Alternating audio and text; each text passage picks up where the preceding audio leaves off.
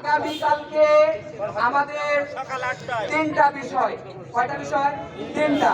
এক নম্বর বিষয় হচ্ছে আমাদের আগামীকালকে যে প্রহসনের গণবিজ্ঞপ্তি তারা দিবে, ষষ্ঠ গণবিজ্ঞপ্তি, সেই গণবিজ্ঞপ্তিটা যেন প্রকাশ না করতে পারে আমরা ফার্স্ট আওয়ারে আমরা সচিব মহোদয়ের কাছে সুনির্দিষ্ট স্মারকলিপি দিয়ে আমরা সেখানে যাব এবং এই গণবিজ্ঞপ্তি বন্ধ করব ইনশাআল্লাহ। দ্বিতীয় বিষয়টা হচ্ছে রিটের জন্য আমরা আইনজীবীর সাথে কথা বলেছি। আজকের মধ্যেই, আজকে টাইম শেষ হচ্ছে, যদি আজকে সম্ভব আজকে সকল কাগজপত্র আমরা রাতের মধ্যেই রেডি করব, সম্ভব হলে বিশেষভাবে যেভাবেই করা যাক কালকের মধ্যেই আমরা রিটের বিষয়টা সম্পূর্ণ কমপ্লিট করব। এটা হচ্ছে আমাদের 2 নাম্বার। 3 নাম্বার হচ্ছে এই বিষয়টাতে আগামীকাল আজকে যেমন করে আমাদের প্রতিনিধি 3 জন ভাইকে উপরে নিয়ে যাওয়া হয়েছে, কি বক্তব্য দেওয়া হয়েছে আমরা কি কেউ জানি? কালকে আমরা আমাদের সমস্ত ভাইদেরকে অর্গানাইজ করে এখানে নিয়ে আসবো, পারবো না ইনশাআল্লাহ? আজকে মোবাইলে, ফেসবুকে, হোয়াটসঅ্যাপে শুধুমাত্র প্রচার চলবে, আগামী কালকেই সনদ নিয়ে যাওয়া হবে ইনশাআল্লাহ। আজকে কালকে 23,000 মানুষ এখানে আমরা অবস্থান করবো ইনশাআল্লাহ। পারা যাবে না? আমাদের কাছে কি মোবাইল ফোন নাই? আমাদের কাছে কি প্রযুক্তি, হোয়াটসঅ্যাপ, ভাইবার, ইমো, ইনস্টাগ্রাম আমাদের কাছে আছে নাকি নাই? আমরা এটাকে ব্যবহার করে কালকে 8টার ভেতরে সমস্ত আজকে রাতে তো আমরা সবাই অবস্থান করব, কালকে রাতে 8টার ভেতরে সকলকে এখানে আমরা উপস্থিত করব ইনশাআল্লাহ। এটা এবং আগামীকালকে আমরা পুলিশ অফিসারের সাথে ভিতরে যাব না। আমরা কি যাব না? কারা আসবে?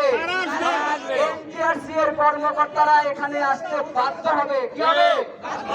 না হলে রক্ত যদি দিতে হয়, রক্ত আমরা দিতে শিখেছি, আমরা বুক এমন করে দিয়ে রক্ত দিতে জানি, আমরা রক্ত দিতে পারবো।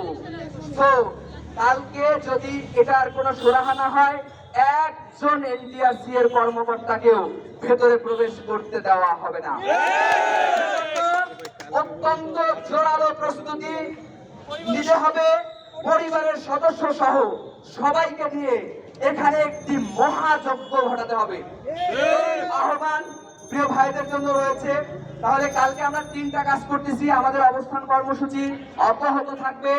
আগামীকাল 8টার মধ্যে আমাদের বাকি ভাইদেরকে নিয়ে এসে আমরা শান্তিপূর্ণ অবস্থান কর্মসূচিতে যাব এবং আমরা যদি আমাদের কোনো প্রতিনিধি 3 তলা পেয়ে এনটিআরসি লিফট নাই, আছে নাকি? লিফট কিছু নাই, উদয় হাইটে হাইটে উপরে ওঠে, এত কষ্ট করে আমরা উপরে উঠি না, ঠিক আছে কিনা?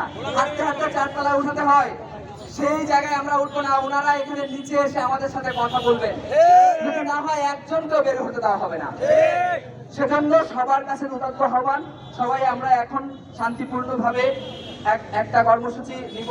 আমরা সবাই একটু, যেহেতু রাত্রেও আমরা অবস্থান করব, সেজন্য সবাই একটু সুন্দরভাবে সুশৃঙ্খল ভাবে অবস্থান করব এবং ইন্টারনেট ব্যবহার করে আমরা আমাদের ভাইদেরকে কালকে 8টার মধ্যে নিয়ে আসবো।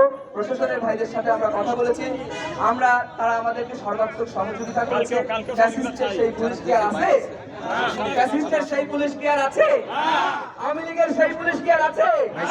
সাইড দেন। কিছু কর্মকর্তারা আছে যারা ডক্টর ইউনূসের বিরুদ্ধে আমাদেরকে নিয়ে যেতে চায়, ঠিক না? এনটিআরসি এর ভেতরে এগুলো আছে না? আছে। সরকারকে কিভাবে বিতর্কিত করা যায় সেই কাজটা তারা করতে চাচ্ছে। আচ্ছা, ফ্যাসিস্টের পুলিশ থাকলে আপনারা কি এতক্ষণ থাকতে পারতেন? আওয়ামী লীগের পুলিশ থাকলে আপনারা এতক্ষণ থাকতে পারতেন? তাহলে পুলিশ ভাইরা আমাদেরকে অত্যন্ত সহযোগিতা করেছেন, আমরাও সহযোগিতা করব। আমি বিশ্বাস করি অত্যন্ত আমাদের যে যৌক্তিক দাবি, আমাদের যে ন্যায্য দাবি, সে বিষয়টা তারা বুঝতে পেরেছে, তারাও ধৈর্যের পরিচয় দিয়েছে, আমরা অত্যন্ত ধৈর্যের পরিচয় দিয়েছি।